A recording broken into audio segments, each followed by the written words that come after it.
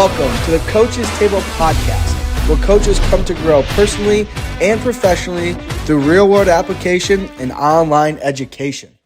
What is going on, everybody? Oh man, football is right around the corner. It's the time of the year where everybody gets excited, and I'm excited. I think everybody else is excited as well. But it's the time of the year where it's like all the sports come back, and you got football going on, and everybody loves the fall season too. There's just so much fun stuff going on with that. But enough about that, guys. The guest I'm gonna bring on today, man, it's been fantastic with the conversation that we've had. Just even prior to recording, this is the best part that nobody else gets to see besides myself. So I'm very thankful for that. But guys, the guest I'm bringing on is he's an awesome dude. He's wicked smart, and I think what we're going to talk about here today is stuff that should be talked about and that people don't really have the ability to define yet. And so it's going to be really cool. It's going to be really interesting. But before I introduce him, guys, here's the deal. Look, we're growing rapidly on Spotify and YouTube. So do us a huge favor and share the show. Okay. It's the only way that the show grows. It's off pure value exchange, however you want to define value. But look, if you get educated, if you get entertained, or if you get encouraged, do us a huge favor, share the show, leave a review, and let somebody know you listen to this and that it can benefit them. That's the only way this thing grows. You guys are doing a great job so far, but that's just not a one-time thing. That's an every episode thing. Every time you listen to this, share it, let somebody know. If we did a great job, awesome. If not, let us know that we didn't do a good job. That's my only ask of you. So if you would please do that, I would appreciate that. So without further ado, strength coach, sports scientist, Chicago Bulls, Brian Serrano. Man, what's going on? Man, I'm just here in Chicago in the off season. So we got the sunshine, we got the good, we got the good weather. So it's a blast. It's a blast, right? Because right now, from a strength and conditioning standpoint, we get to have fun. Yes. Like the guys come in and there's no external factors in terms of like winning basketball games. Like right now, it's just from a needs analysis standpoint. Like, what do you guys want to work on? Like, what do we as our staff, like, what do we see that the guys need to work on? So I would say off season is that time of the year, like smile on the face, like sun shining. You're out of the office by like 3-4 o'clock. You get weekends. Man, I'm having a blast. Man, I don't know. Are you even talking about strength and conditioning right now? Because like, man, if you're a strength coach and you're listening to this, you're like, I've never had that life, ever. But all jokes aside, that's awesome, man. And Chicago's a beautiful city. There's so much to do in Chicago. Constantly, there's so much to do. It's such a great city, man. This episode is sponsored by TeamBuildr. TeamBuildr is the #1 performance platform for strength coaches around the world. Their software provides coaches with an elevated experience when it comes to program development, data tracking, and staying connected with athletes and clients. Coaches also have access to consultations with TeamBuildr's in-house sports scientists to help manage and analyze data. Head to teambuildr.com and sign up with promo code TABLE to start your free 30-day trial. That is TeamBuildr, TeamBuildr.com, and sign up with promo code TABLE to start your free 30-day trial. Coaches, this podcast is sponsored by Samsung Equipment.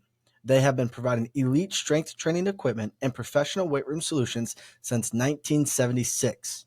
If you value product quality, great customer service, and a company with integrity, make Samsung Equipment your go-to.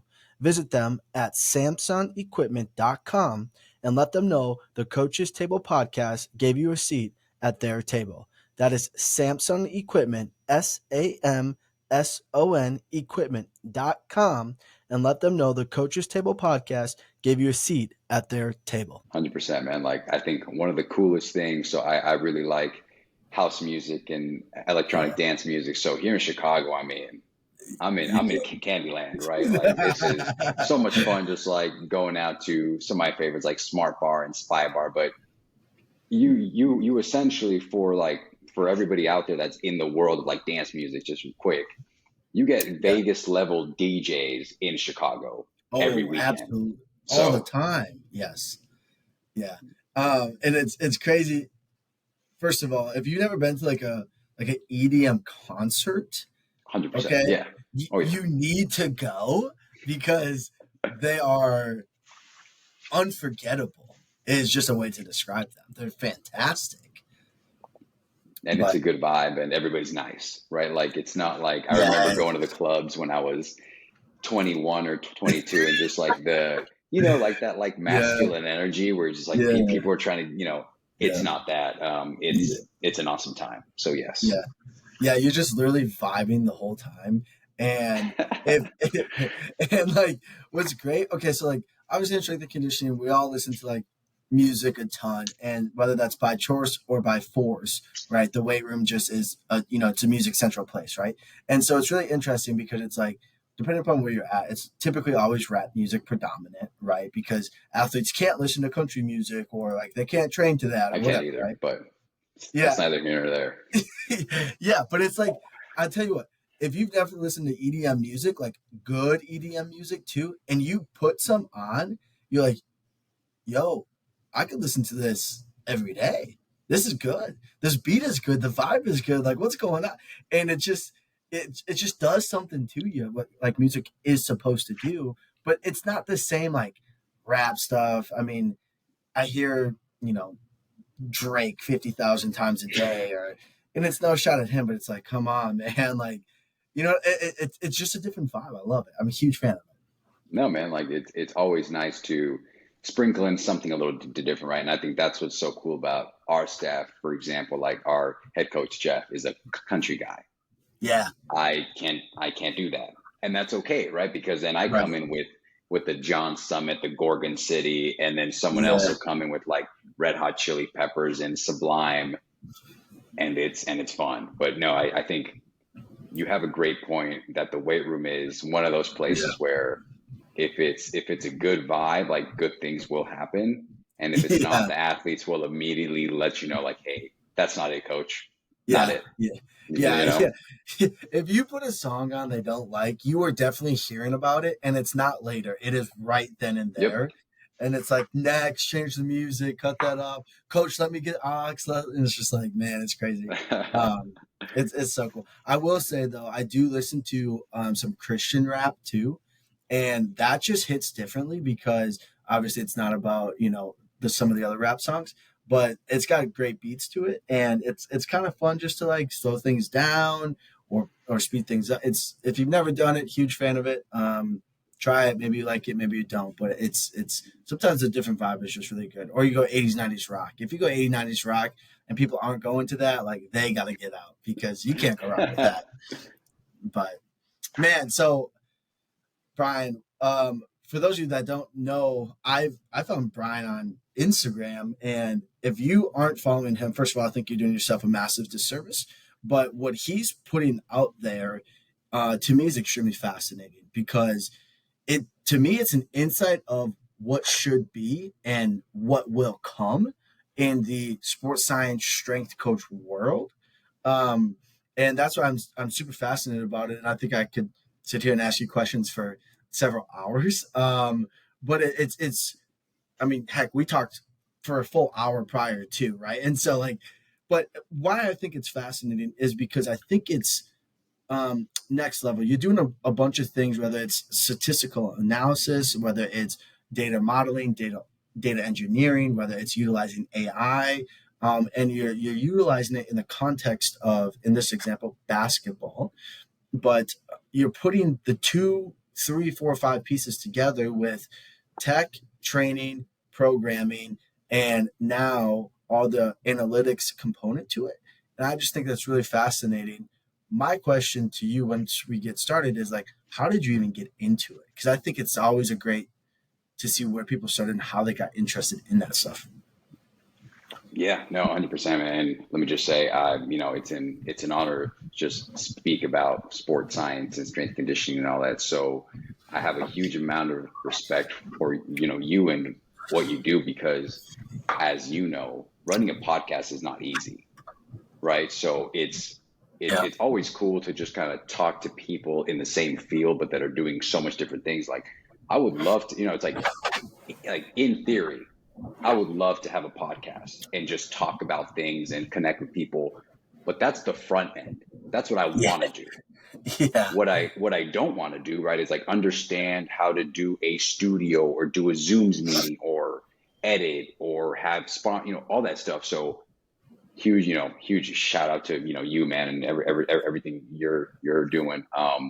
Appreciate To, that. to answer your question, I think I've been the kind of person, for better or worse, right? It's like, when you talk about having expertise like in one field, being like a jack of all trades, like I don't, obviously, like I'm biased towards the latter. Like I Sure. don't, you know, do I think that if I focused on one thing, I would be really, really good at that thing? Yeah, absolutely. But it's just, it's not, it's not who I am. Like it's not my truth. I Mm. really, so started off as an athletic trainer first, and Yeah. athletic training is a lot of fun, and the return to play process and Yeah. corrective exercise. But even within athletic training, I saw a gap, and I was like, what do I want to learn more about? And that was return to play, that late phase where it's like, hey, I have an ankle sprain in basketball, and we've done all the balance board, we've done all the hopping. How can I get them back on the court? Mm. And that's where strength and conditioning was like, you do that like this. And I was like, oh, I want to learn that. So Yeah. then, slowly but surely, and as everybody is, like we're still learning. Like we're not there, Oh but no. Yeah. right, Yeah. like still learning. We've only scratched the surface of like where we're going. But now I was an athletic trainer and a strength coach, and now from there, I was like, okay. I started looking at. I think I came into the field at around the time where velocity-based training was starting to get really big, and like Dr. Mann out of Yeah. used to be at Miami, is at Texas A&M now, like was doing Yeah. doing phenomenal work. And I was like, man, Yeah. that's Yeah. really cool. And then, started learning about the conjugate system. So I was just exposed. I am extremely lucky and Sure. extremely grateful to just have been around the right people at the right time, right? I was surrounded by people that are so much smarter than me, and they just imparted a little bit of knowledge and sparked a little bit of what happens next. Mm. And from there, I started learning about, as all of us did, what the force plates are and the Yeah. different types of force plates. And oh, someone can jump on the force plates. And based off of that, at the time, I was like, you can do jump height. And then Yeah. someone was like, Yeah. man, that's jump height. Jump height is like, yeah, of course. But then you could start doing RSI mod, and I was like, Yeah. and then isometric mid thigh pull. So slowly but surely, I think my journey has just been a lot of asking questions and being like, well, what happens next? And what happens next? And what happens next? Mm. And at the bottom of that, I love helping others. Yeah. And humbly speaking, like how I help others, hopefully, is through optimizing their performance on the court while they feel their best off the court. Mm.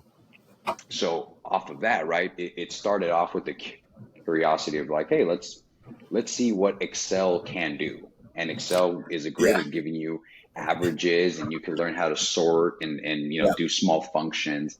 And then from there, it was like, well, Excel has some really nice graphs that are easy to use. And then, fast forward to 2021, when I got the opportunity to be head strength coach and assistant athletic trainer with the Windy City Bulls, which are the JJ League affiliate of the Bulls. Yep. We didn't have, at the time, the catapult connects on the force plate. We had a jump mat, and that was it. Right. Yeah. So then at that point, but it's like, I think one of the things that you and I are going to talk about is, I don't like what I'm starting to see in sports science is a little bit of entitlement in terms of, oh, like, hey, Kendrick, I have Connexon and you don't. Thus, my program is better than yours, and that's so inaccurate. It's like I can't judge anybody based off what their program or the organization they work for or with has or does not have. It's a matter of how you use it, and are you still giving value to your players and your staff, right? Yeah. So what I did, right, is like, again, just happened to be exposed to great things. Like Daniel Bove's book, The Quadrant System, came out at the same time that I was starting in the G, and I was like, man, this is made for me, right? So it's like, okay, high minute, low minute, high stress, low stress. So again, just Yeah. exposing myself to people that are much smarter than me, that are Mm, already there, right? So now mm, I'm doing at the G League every day. I would do like my version of an external workload, which was subjective RPE, that was standardized for yeah. every coach. Hey, coach, is this drill? And we would just go down the Yeah. line times how much time, like easy Of as that. course. Yeah. Cheap And man's way of doing it. Yeah. exactly. But at the time, I was adding some value because, like we were getting some sort of gauge on how hard are we pushing these guys versus how hard we want to. Mm, Easy as hmm. that, right? Yep. So, and then eventually in the off season, like I think the Bulls as an organization do a great job of integrating their G League staff into their NBA staff. So, our head strength coach Jeff Poles and our assistant Matt Comer, they did an awesome job of just really integrating me into Connexon and force plates and like Norboard. So now I was in this environment and I'm like, I need to learn more about that. Yeah. And that was kind of the impetus or like the spark that was like, okay, if I say that I'm going to do something and this thing is going to be being a sports scientist in some capacity. And I'd been thinking about it. I was like, man, there's a lot of cool people doing things. Like I look up to guys like Daniel Bove Yep. and Ryan Curtis. Like those are the guys that I'm like, man, like they're doing, and like Ramsey Nijan, like really cool stuff. Yeah. Yeah. I might as well go all in. And for me, like being in academia already was going back to school and getting a master's in data analytics and doing a doctorate in sports science. And now here I am kind of hoping to apply all of that. Yeah. Yeah. It, I love what you said because here's the thing that I don't want to happen with strength coaches or anybody in the performance world is for you to lose curiosity, right? And one of the themes you kept saying there was like, what happened next? Oh, then this. Oh, well, what is that? Let me go learn that. From that, it's just like your road travels, and that's what's so fascinating and makes us so well rounded and so educated and applied because what occurs, and it's frustrating, but what occurs is I'm a strength coach. I only do weight room stuff, right? And it's like, yeah, but you're so much more than that, right? Like you're so much more than just 3x5, 3x10, whatever program you're recycling year in and year out, right? Like you're so much more than that. However, you need an understanding of that in order of intensity, volume, load, stress, et cetera, which is kind of what you're saying you did because you're like, I don't have any of this tech. How can I track and report a level of intensity to see are we doing what we think we're doing from a subjective RPE standpoint and times duration to get a trend value and hey, cool, awesome, well, this is square one. And some of you that are listening, maybe that's where you're at currently, and that's okay, right? um and that's the thing, because that's where I started too.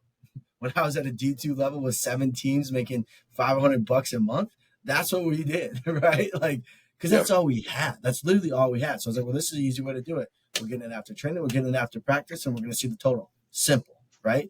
We also did individual stuff in season, and that's what we had. Like, are we actually potentially preparing them for the game demands or the stress of game demands, right? And I think that's really cool, man, because I don't think a lot of people want to jump right to the top and be like, well, now I have to integrate all 5 of these tech companies, and if we don't have this, we're not getting anything good. And it's like, well, that's not true either, right? So I feel like 100%. Yes. there's this like spectrum of like I got to go all in and get every piece of tech, or I go no tech, and it's like, or you could just slowly add stuff over time and make your life easier. But it's like we get this feeling, like you said earlier, and it's really interesting. Yeah. 100%. And then you start to get into, like having all the tech isn't good either, right? And as you're saying, right, it's there are so many organizations, unfortunately, that have all this tech and they're gathering all this data. But at the end of the day, right, like as all of us know, whether you're an athletic trainer, a physical therapist, or a strength coaches, if you're not doing anything with that data, there's going to come a point where your athletes are going to say, why are we doing this? Yep. Why, and our coaching staff is going to say, we are investing or we are helping you out and gather this data and you have our buy-in, but you're going to lose that buy-in if we're not seeing any, like, what are we doing? Are we doing, hot topic right now is workload management, but Right. even beyond workload management, are we doing injury risk management? Are we Right. doing off season versus in season, right? Like getting buy-in is very hard. Keeping buy-in from an organization and your athletes is even harder, right? It's like Yeah. us as a staff, like our strength and conditioning staff and our athletic training staff have to work hard every day to make sure that our athletes know that everything that we do and everything that we're learning and everything that we're implementing is for their health, is to make sure that we are giving them the best chance to have that performance on the court, whether that's career re-signing, career longevity, anything, right? Like that's what it's all about. And using sports science is just one small slice. Yeah, right. And it's funny because we think it's the biggest slice, right? Very biased, but we think it's the biggest or a large slice, I should say, because we're like, well, we have all this data now. Like, you can't tell me otherwise, which to a certain extent is true. However, there's other things that are more important as well. And that's really interesting because what I've noticed, experienced, and yourself probably as well, is like, let's say you do go out and get all this tech, which is cool, no issue, awesome. That doesn't mean the coaching staff that you're reporting it to has any idea what any of it means, let alone how they should take that information, apply that information, adjust practices, who should or shouldn't be in on certain drills, how much, like, so you get this and you're collecting, but it's like if you're not bringing value or if it's not impacting or if you're not talking about data with your coaching staff and they find it important, well, are you just wasting time then? You know? And that's a huge thing that we see I've experienced, and that other coaches are experiencing because a lot of times maybe the sport coaches, and it's not a knock, but maybe they just don't know and they don't understand it. And maybe they're just not interested in it. Yeah. And then that's kind of where, depending on the size of your organization, right? So like here, I kind of give all of our information to our head strength coach, Jeff, and then Jeff will have a conversation with our director of performance health, Chip, who will then kind of be he'll kind of voice all of that information to the coaching staff. Other organizations, it could be like, it may be as easy as the sports scientist will talk to the strength coach and then the coach, right? So at the end of the day, I think you lay the foundation for, I think, what has to come first, right? Like, and the first thing, whether it's an educational, whether it's applied, it's like you have to, like, the two questions that, like, my biggest advice would be is, because one size does not fit all, because as we talked about off air, working with humans Yeah. and human behavior and human wants and needs, like I can't give you a math formula that says, well, if Yeah. this, then that. And if someone does tell you they can do that, like I don't buy it. It has to be, what are the questions that we're trying to answer, has to be one, and that has to be for the whole organization, right? Like no matter how big, no matter how small, what are the questions that we're trying to answer? Like, do we have a younger team? Do we have an older team? Are we going to travel a lot? Are we not going to travel? All this other stuff, right? Like, and again, a lot of sports science, what I think is really fascinating is not only in sports, right? Like you're starting to see sports scientists that are now working with fire departments and in the armed forces with Navy Yep. SEALs. And so it's not about winning there, right? Like I think the coolest thing, just to go off on a small Yeah. tangent, No, you're is good. I think the NSCA has a great certification. It's the tactical strength coach.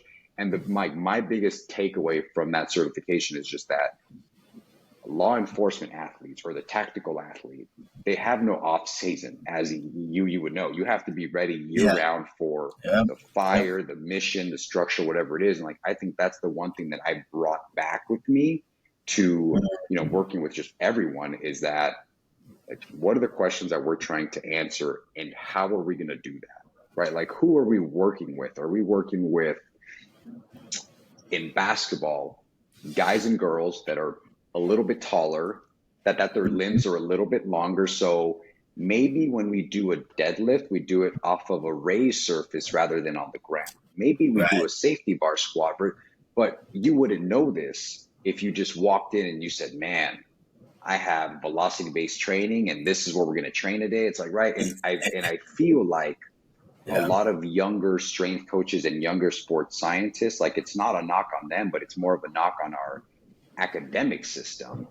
Is the academic system says, okay, if our goal is to work on maximal strength from a VBT standpoint, this is the speed, these are the reps, and these are the sets. But there And you is no got to, how. well, and then they also say you should do the back squat because it has the highest amount of muscle activation from these EMG studies, which therefore it trumps everything else, no matter what the case may be. And if you're trying to apply, a hypertrophy stimulus, this is why. And it's just like, yes, but no, right? I mean, Correct. Correct. I recognize, acknowledge, and I'm not disputing. However, like you said, they're not taking into consideration anthropometric values. They're not taking into consideration, does the team really enjoy training? Are they new to training? Like all this other stuff that goes with it. And so, like, yes, even though, the back squat has great value from an exercise selection standpoint, it's like, to your point, where strength coaches, I think, struggle is they think about exercise selection rather than adaptation. Because, quite frankly, the game of basketball, football, soccer, you name it, doesn't care if you did a back squat or front squat or trap bar deadlift. It doesn't matter because the sport doesn't care, right? And so it's like if I did a trap bar off blocks compared to off the ground, whoa, like Yeah. it the strength stimulus or the speed strength or strength speed or whatever stimuli adaptation I'm trying to achieve what is important there, not the modality to an extent. 100%. Like, I think one of the things that I really enjoy from just like a thought process is how like the whole FRC Andrea Spina thing, because it's as an example, like like your hip does not care if you're doing jujitsu, if you're doing a snatch. Like it's more of what are the qualities that we're trying to achieve.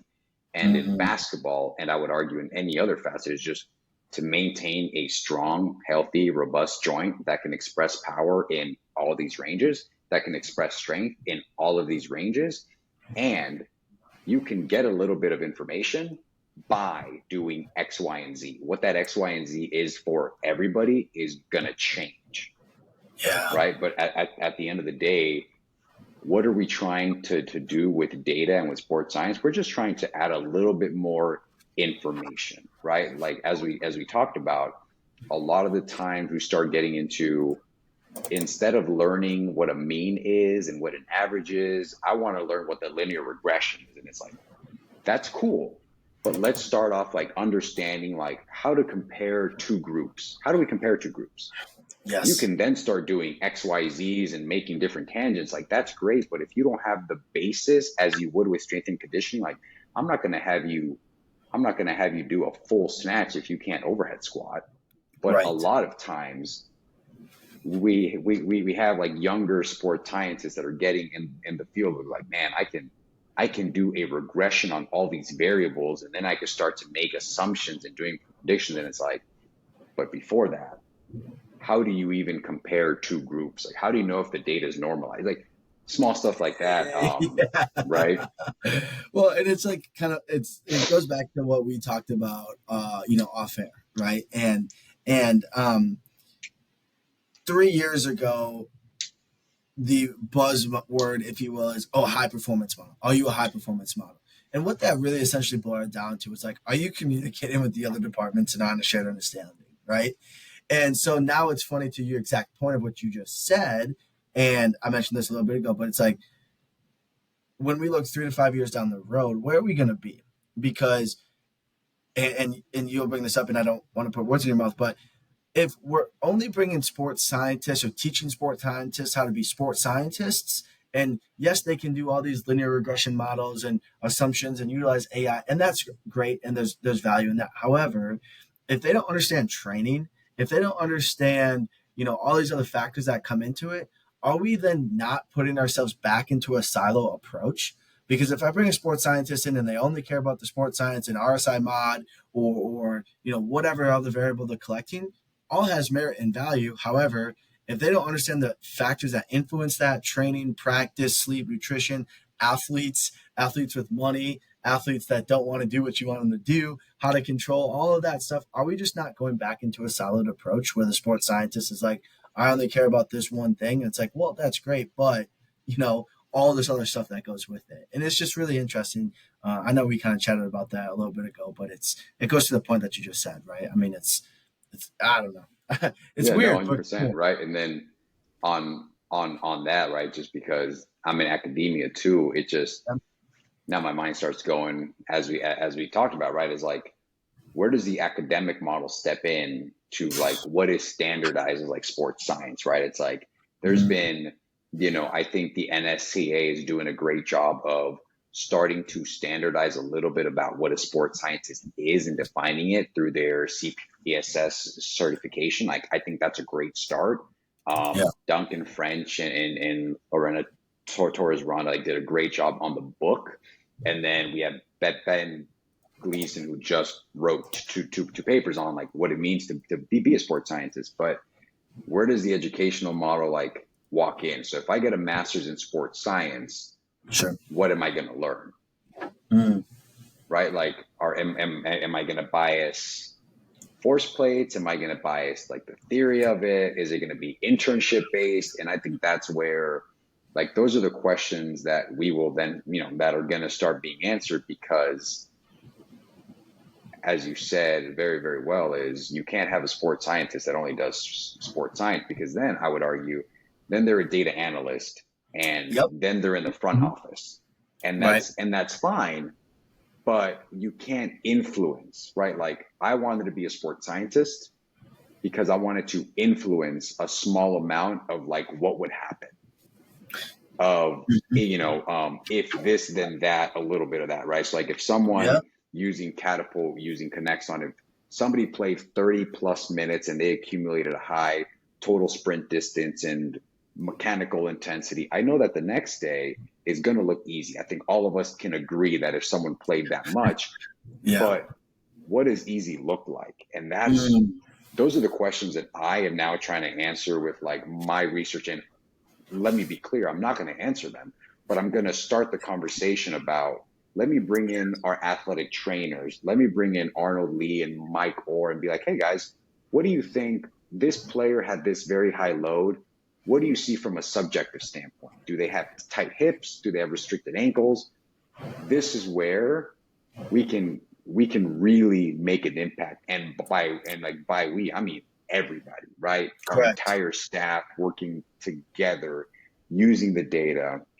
And I feel like there was a time where, like 5 years ago, we were like data driven, and that turned into data informed and data best practices. Like, at the end of the day, we just want to use as much information as possible from as many different heads as possible, as many different brains and thought processes, to help our guys and girls out. That's what it comes down to. And I could not agree more. I'm gonna throw one other thing, one other variable that tends to kind of throw a wrench in this whole thing, is how long are people staying at places, at organizations?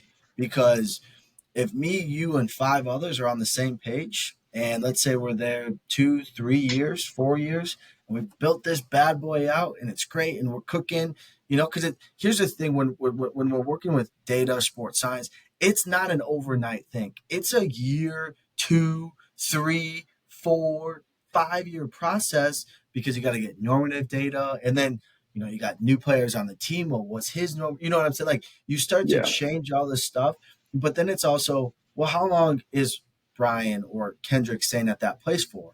Not because they're looking to leave, but maybe something comes up, right? And like, oh, well, how does that? And that's just another variable. I just wanted to throw that in there because it's something that occurs more often than I think all of us would like. Fortunately, or maybe unfortunately, depends upon who you are. But it's just really interesting to kind of try and conceptualize all this because there's a lot to it. And even more so, right? And we kind of talked about this too, but like there's really two umbrellas, right? There's the strength and conditioning coach and there's the sports scientist, right? Well, it's not that those two umbrellas are separate. They are essentially under one umbrella, which is performance. But under those umbrellas of those two, and we discussed this, is like the skill set required from a sports scientist component, that whether it's data modeling, data engineering, management, statistical correlations, all this other stuff. Well, then, the strength standpoint, you have, speed, strength, energy system development, RTP, mental, psychological, and all these other things. It's like all of this like has it all plays a role. It all has value, but it's like that's not a one person job, right? And so working all that together, maybe you can talk more about data modeling, engineering, what that stuff looks like, data visualization, analytics, because what people don't understand is they hear these terms, but they don't understand the depth that goes into all of that. And they don't understand how each of those is a job in itself required by individual people in itself, because that component, that skill set requires so much work, right? Like it's insane. I don't think people truly grasp the depth of when we say data analytics or we say data modeling or we say data engineering. Like they don't understand the depth of what goes into that. No, yeah, I completely agree. Like, I would use the example of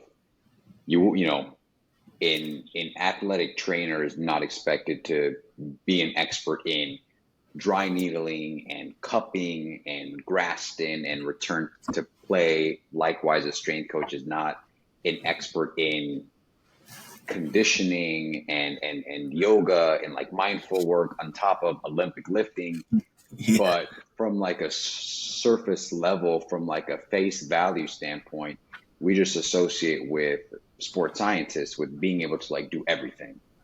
And I think that's really interesting because as you talked about, right, like data visualization is a field in of its own. Like graphical design is its own thing. And then like data management systems, like just being able to manage data, even now, right? Like I think Amazon Web Services like really changed the game because anybody can manage a database, but it's still a lot of work. Like it's a lot of time to learn SQL and NoSQL languages. And Yeah. and this is where I think for any sports scientist that is trying to start some version of relational database or just, hey, I work, I'm out of school. I want to start incorporating data slowly but surely, but I don't know where to start. I would start with, and this is kind of where athlete management system is what we're all trying to get to, right? Like that's what we're striving for. And that's what, third party companies like Coach Me Plus and Smartabase, and I'm sure there are some out there that I haven't mentioned. That's what they're already doing, right? So like you essentially pay them a third party and they'll do it for you. Right. If you can't afford that, or a lot of times like what you start seeing, right, is like if you use a template that other organizations are using, it'll work up to a certain extent, right? It'll work up to a certain extent, but then eventually you get to that inflection point where you're like, man, if only I could insert quote here, right? So I would say like the athlete management system can be as big, as small, as robust, as small, as easy, complex. But at the end of the day, it comes, is there a central place where you store all your data and where you can kind of pick and choose? Like it can be as simple as jump height and RSI mod. Like how did my athlete do last month to this month, pre-game versus post-game? There has to be just like some very simple version or as complex as you would like to, and start there. because if you can track change over time, I think that's huge, right? Like just being able to Huge. track change over time, because now you can start again adding value to your organization, answering questions like, are they getting better or worse? Do they seem more tired or not? Are they, and then again, this is more of like the higher level stuff, but then you can start getting into, again, just emphasizing this isn't a one person role. Like, even though there may be one sports scientist, if you don't have a staff that's backing you up, you will fail, because it's not a one person job. But then you can start talking to your coaching staff and your video department and saying, hey, how does this thing that I'm seeing correlate with what you're working on the court? And you can ask the athletic trainer, hey, I'm seeing on their jump strategy is something that a lot of strength coaches will understand. If their jump strategy, I'm seeing a lot of hip dominance, not about a good thing, but then the athletic trainer says something like, well, when they squat, when I'm seeing their FMS, when I'm seeing their diagnostic test, I'm Sure. seeing a lot of hip involvement because they don't want to use that ankle. And now, again, we're just answering questions and we're going back and forth and we're saying, using a lot of hips isn't bad, but imagine if we can unlock their ankles a little bit more. And Sure. now we're, again, Excel, Tableau, Power BI, whatever you want to use, right? Like you name it, however you want to do it. Like, I just want to use this time to really encourage people that data is not scary. It doesn't have to be scary. I feel like a lot of times, again, you and I talked about this, we see all these like gorgeous, shiny apps and full app building, and like that doesn't happen overnight. Like, those are years in the making. If I showed you guys like what my first dashboard looked like it would be humbling because it gave information, but I've come a long way, as anybody that wants to learn can, right? But at the end of the day, AMS system is, can you track changes over time? And can you start adding a little bit of context as to why those changes could have happened? Correct. Which when you were talking, it made your point earlier, with you saying why we can't just be just sports scientists, because if we're tracking changes over time, but I don't understand the context of, let's just use load and volume in regards of weight room stuff, maybe I can't now answer the question of like, why is my RSI mod down? And it's like, they're just going to see that objectively and say RSI mod's down, something's wrong.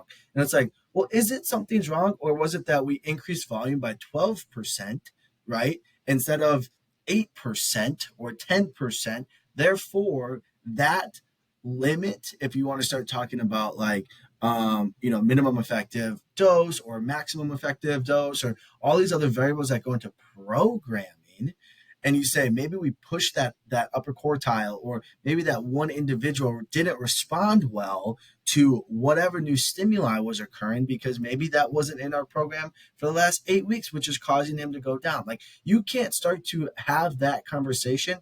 Or to your point, oh, it's hip dominant jumping strategies. Well, is it the hip? Is it this? Is it that? Maybe it's the ankle. Well, let's address the ankle. Oh, okay. Well, maybe that helps. Maybe that didn't help. Like, it's so multifactorial.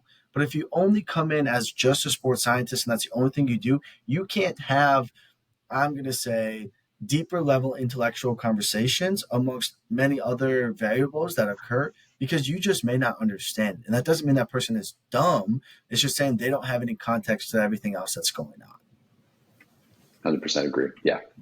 It's yeah, I don't know. It's just No, like, man, I completely agree. it's like wrapping your brain around this and understanding it is so, and I'm not saying I do like fully, but it's just so integral now. And it's fascinating It to is. put I it mean, this is to, all like, yeah. I mean, I think one of the things like you kind of like step back and like, or at least that our staff does, right? It's like at the end of the day, what we're doing, we are hoping, and I mean all of us, right? Like from our athletic trainers to our physical therapists to us as like strength staff, is we're hoping that we're giving that athlete out there like a 0.05% advantage, right? Like if I wasn't at the Bulls tomorrow, our guys are fine. And I Yes. think that's something that is like is so humbling, but like it's a thought process that you have to have, because at least for me, like it pushes me to keep learning and to keep like pushing the boundaries of things, because if not me, like someone else smarter than me, more hardworking, more open-minded, more willing to ask questions, they're just going to hire them, right? It's like, I think one of the coolest things and one of the toughest things about sports is there are a lot of factors why this can't happen. And one factor is like, if you become stagnant, like you can only stay as long as you're good enough to stay in that value. It's like, we're Mm, cool. I like you, like no hard feelings. We really liked you when you were asking questions and continuing to grow and evolve and help our players. As soon as that stops, you're still a good person, but find somewhere else because we want to win. And it's humbling facts. because that's what keeps me going, right? Like that's what's like, man, like if I say that I want to make an impact, if I say, humbly speaking, that I want to be the best in my field, then I got to work, I got to act like it, I got to walk like it, I got to earn that, right? I look at it as being a business owner, right? Like, if you're stagnant in your business, does your business survive? It might No. for a little bit. It might for a little bit, right? You might get 2 or 3 years out of it, but then what happens? Well, now it doesn't, right? Yeah. Exactly. Because if you're stagnant and everybody else is getting better, that gap is now widening, right? It's just getting larger and larger.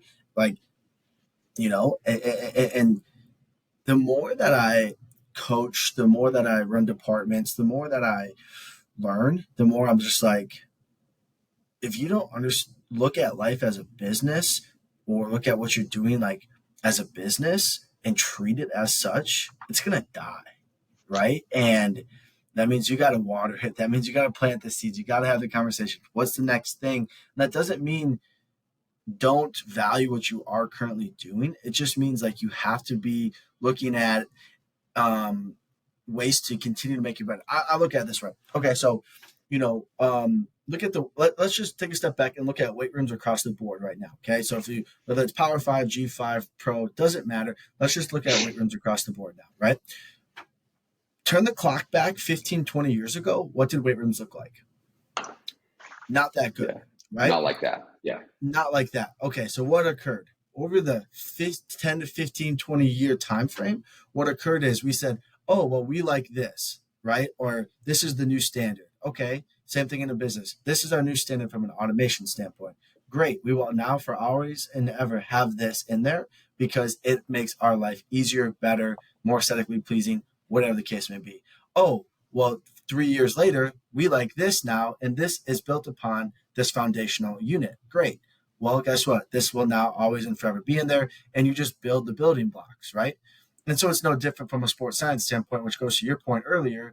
If you look at these shiny apps, if you look at these AMS systems, if you build an AMS system, which I believe everybody can and should do, but it's not a overnight thing. It's oh, I like this feature now. Let me always put this in there now. Oh, I like this now. Let me always. And then over the course of 2, 3, 4 years, you've developed this amazing monster, right? And you've identified things that you've liked or don't like. You've identified things that work for you or don't work for you. And you've just built on them over time, right? I just like to use the concept of business because it makes sense to me. Mm-hmm. And, like, keep score either financially or keep score with whatever stuff you have, however you want to do it. But it just makes sense to me, and it helps me understand things. And it's like, if you found a level of service, that you like, you will probably never go below that level of service anymore. And the most important thing is you can identify when that level of service is below what you expect, right? And you can also identify when that level of service is above what you expect. And now that raises your new standard. And I think that's where it's really important. That's just me personally, though. Yeah, I would agree. Like the only thing that I would add is, you know, these small incremental changes are something that you really can't see every day, right? But Right. if you look back a year, right? Like if I look at the stuff that I was doing last year to this year, like it's grown exponentially. Mm, But if I look at last year in July versus last year in August, I may have added like one or two things. I Right. did something, but now I look back and I'm like, okay, like now within the Bulls, like we have an AMS system that is now in-house, Right. and that's cool. Where last Yeah. year was like, hey, let's start talking about what that would look like, and we're gonna aggregate all the data. But yeah, like at the end of the day, like if you don't grow, if you don't evolve, like someone else will. Yeah. It's just, I don't know. It's kind of the way I look at things. I look at life, if you will. But it's really interesting, and I don't know. I just get so dumbfounded. Maybe I don't know. I'm at a loss to an extent from that standpoint, just because it's so much to comprehend. You know, Yeah. And that, in a I good think way. that that's where like it comes down to like having a good staff around you, right? That like is gonna think in ways that you don't, has expertise Mhm. in things that you don't, so that right, it's like if everybody is like you in an organization, like you're gonna be great at that one thing, and that's fine. But if we're trying to make an impact, like I think every strength coach is, like I think every athletic trainer is, how do we do that? And like that's by working together, right? Like that's as we talked about, like it's a term that's overly used, like working as part of a team and interdisciplinary and multidisciplinary. But no, like it means something. Like talk to your athletic trainer every day, talk to your strength coach every day, talk to your scout every day if you have access to them, right? Because that's, as you said, we can't comprehend what human health and longevity and performance is, because it's the human body. Like I don't think anybody does, but you can start slicing away at it, and within the context of like, right, like we work in like basketball or sport, Yeah. and right, like that square and that circle becomes smaller and smaller and smaller, to where you're like, okay, I don't understand it, but I like we have a pretty good grasp on it, and we're doing the Mm. best that we can, and we're evolving every day, right? Yeah. Absolutely. That's spot on. And Brian, let me ask this one question. And here's the deal: we're gonna need you on for another one, because I have all of these questions I want to ask you to give people the technical about sports science, or about all this other stuff. And I think there's a ton of value in that, and I think we'll get there. But my point being is, you're definitely coming on again, because we have all these other things that I think people can benefit from. But to get people that have listened to this, couple of resources if they Yeah. want to learn deeper about sports science, coding, statistical analysis, data engineering, you name it. Where are your kind of some of your go-to sources for learning, and what do you kind of recommend for people? Of course, yeah. I think I'll start with, Mhm. you do not need a formal academic education in any of this to be good or to be successful. Like the cost of entry to sports science is lower than ever. And I love that about this field, right? Because whether you consider yourself a sports scientist or not, like I call everybody who is a guest on your podcast and who is involved with your podcast, like that they're my colleagues, whether they're students, Yep. whether they've been in the field for 20 years, 10 years, 1 year. Everyone here is a colleague, because everybody is striving to learn something, right? Like that's why, like I think that like-minded people attract each other, and you are very smart and hardworking, thus you will attract those kind of people. So I'll start with that. So Mm. if you think that you have to have a master's in data analytics, you do not. I would say having a degree from an interviewing standpoint may open some doors that other things can't. But like, from a financial standpoint, from a family, from a personal life, it should make sense, right? So that's step number one. I think underneath that, like your second best resources would be whether it's a 16-week coding boot camp, or like, a coding boot camp of some sort that is structured enough to where like I didn't know anything, right? Like, and if Yep. you don't know, like you don't know what you don't know, right? So it's like Facts. I had no idea that R can talk to Tableau and Tableau can talk to the cloud. Like I had no idea. Yeah. So having, so like having classes that are like, hey, data visualization can be compounded with X, Y, and Z. So I think, again, if you can afford it and from a financial standpoint, it makes sense, it'll play to whatever your end goal is. Doing a coding boot camp of some sort is very helpful because it structures things where and I'm using this as an example, like my Mhm. master's program has been helpful and not helpful because do I think business ethics is important? Yes. Am I ever going to use it? No. Like, and that's just me being completely honest. It's not Right. in the field that I'm in. If I did a coding boot camp, now all of my 8 or 10 classes are spot on to what I need. But even that, I completely understand could be cost restrictive to a lot of our colleagues. So using websites like Code Academy, Data Camp, Coursera, Udemy, sites like this are usually between $80 and $150 a year, which I think is a steal. And Steal. It's a right. massive steal. It's a massive steal. And if you pay that yearly subscription fee, you can take as many classes. Like I've used, like just to give you guys an example, I've used Data Camp and I've learned Tableau and Power BI and R and Python, as many classes as I can handle at once if I want to take, however you want to do that. But I think those Right. would be, Right. if I didn't know anything about sports science or I knew something, but I wanted to learn more, like that would be how I Yeah. would start. So like Yep. start at the bottom. You can always add, but hypothetically, like if you were to enroll in an academic education program, dropping out is a lot harder, right? Like one works, the other one that does not. Yes, that's such a great point. Like that is such an absolute freaking great point. I use edX, same concept, same Okay. stuff. Coursera, all the other ones that you named are fantastic as well. But that's such a great point. Like go back and listen to that, which is with these additional professional developmental courses, you can always add on, but with a full degree, dropping out is not a good look, right? And Correct. I find these to be easier because, and I don't mean easier from an informational standpoint, I mean easier because you kind of cut all the fat off. You kind of cut all the BS off, right? We've all been through undergraduate or graduate programs where we're like, why am I taking this freaking class? Your business, like, it's so stupid, but whatever.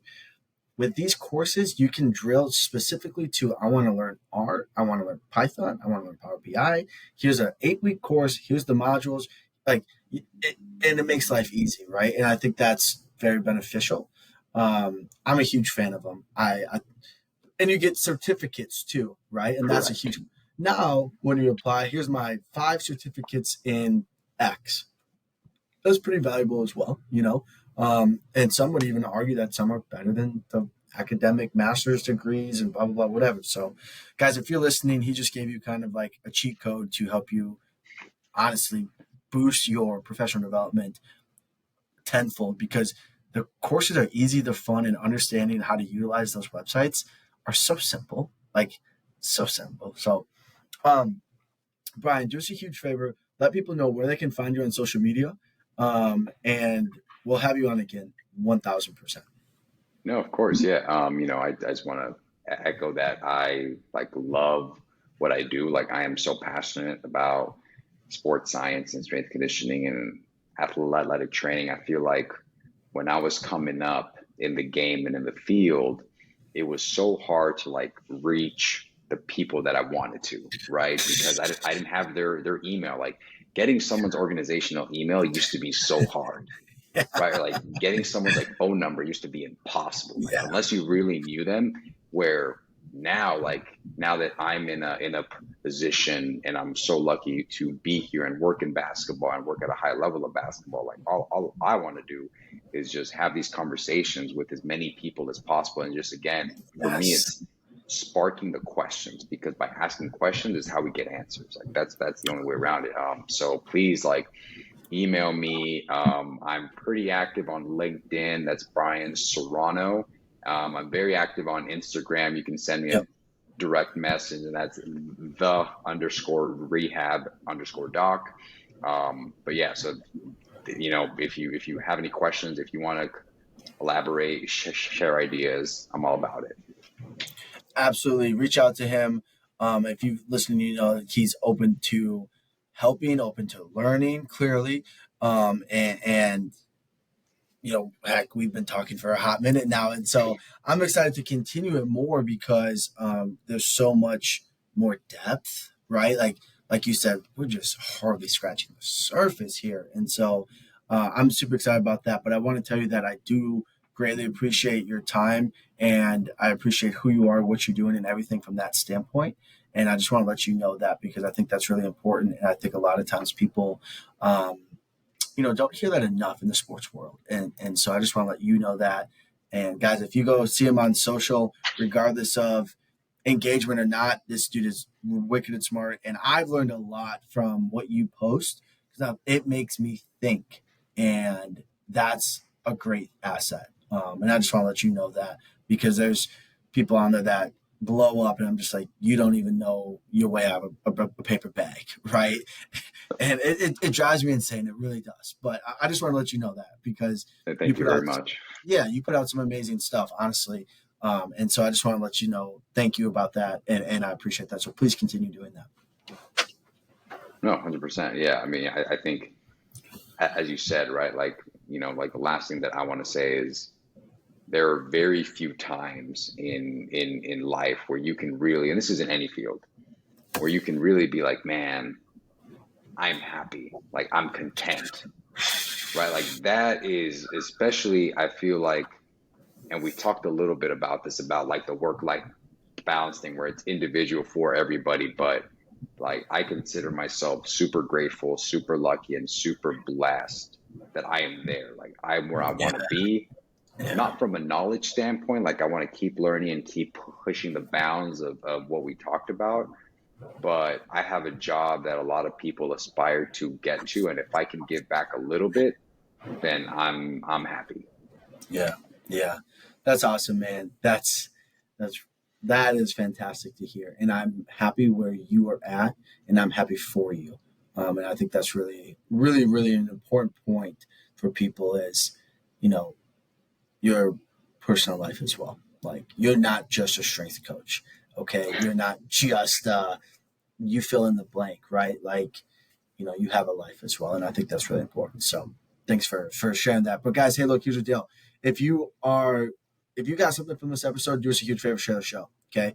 Brian's going to come on again and we're going to dive deep into stuff because we covered concepts and overarching themes and everything from that standpoint. We're going to cover the nitty gritty in depth next time. And I think that will be just as valuable as this one. So do us a huge favor, share the show, follow him on social media, reach out to him, let him know what a great job he did.